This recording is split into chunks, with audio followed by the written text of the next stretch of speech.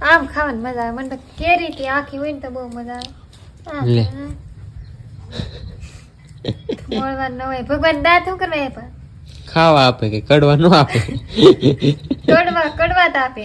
ખાવાય આપે ને કડવાય આપે સાકુ એ મોળાય બે સાકુએ ન મળવાનું હોય હાથ આપ્યા દાંત આપ્યા વાહ પેલા સાકુ બાકુ કઈ હતું